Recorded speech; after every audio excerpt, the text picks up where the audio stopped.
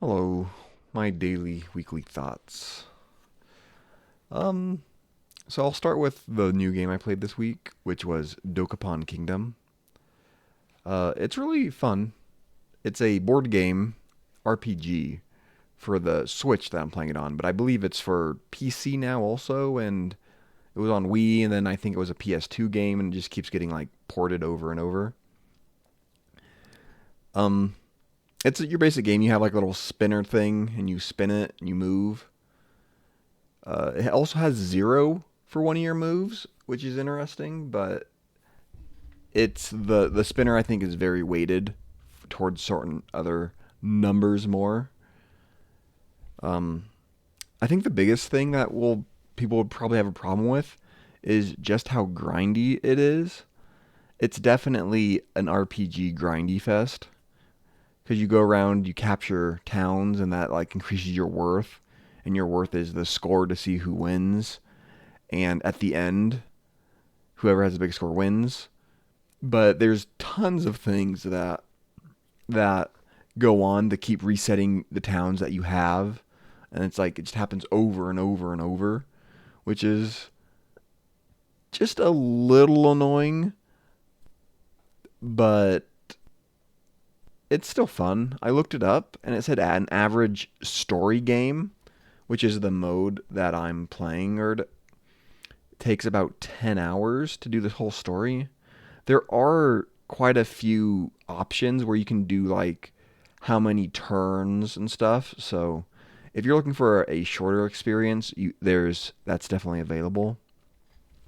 Um, Not too much to say. It's fun. You got a bunch of classes. You can change them, unlock them, prerequisites. I think just every single time it's kind of set up to be like you're starting a new RPG. So that's what it is.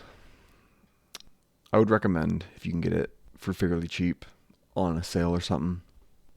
And then of course, like I've been playing more Final Fantasy online, Final Fantasy 14, and it's going good. It's interesting, I think, playing games like that of that size because there's so many different things to do, and depending on the kind of person you are, you might be looking at the game and seeing a different end goal or thing that you want to do. Some people might look at it and think, oh, raiding, which is usually a traditional MMO thing to do, which it does have, and it also has dungeons and stuff. But there's so much like crafting in the game you can do, or leveling all the classes because your one character can be them all, or you can get collect the glamour, your appearance to affect your appearance and stuff. There's just so much to do, and it can really apply to anyone who wants to whatever it tastes that you have.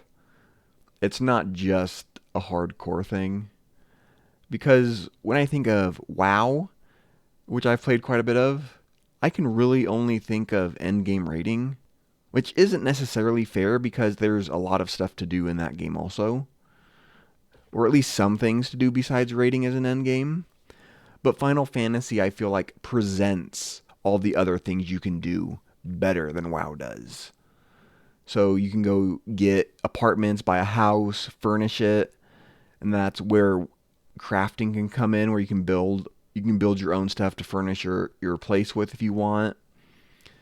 Uh, the glamour is a really big deal in the game. Like people seem to care about it a lot more than what I've seen in WoW, at least. Not that people individually don't care, but I've seen a lot of people go around and like hold glamour contests and see who has made the best thing, the best like theme to look on your character and stuff. And speaking of that, I don't know if I'm maybe just playing on the wrong servers on WoW, but it's it's really a different experience socially than WoW is. I've played WoW every single expansion except Shadowlands, which apparently is a good thing that I missed that one. And I remember the earlier days of WoW having a bit more of a social aspect for better and worse. Mostly for the better, there was a lot more community for each server and realm and all that. And in Final Fantasy, a lot of it still feels there, but even more extreme in some ways.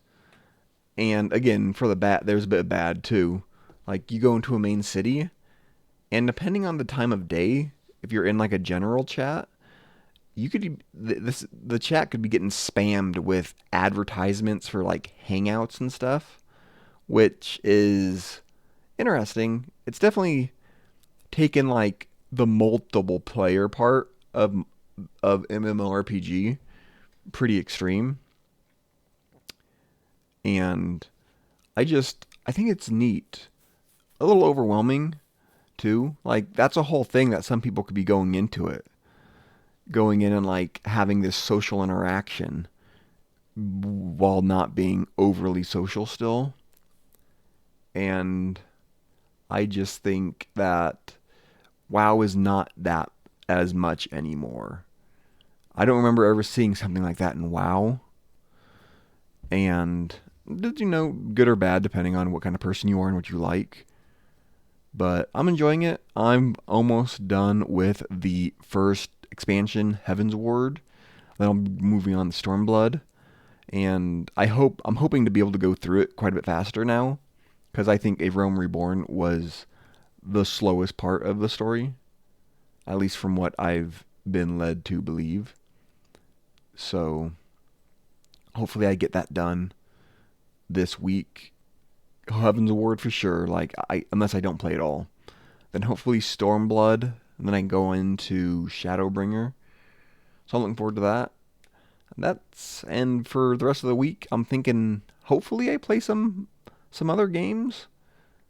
I've just been kind of stuck in the one at the moment, which isn't necessarily a bad thing, but you have a million things you want to do, and you just end up doing the same old thing that you always do. You know how that is. Anyways, that's the end of the video. So if you enjoyed, please consider leaving a comment, a like, subscribe, all the hoopla. Hoopla! And I'll see you next time. Thank you very much for watching. Goodbye!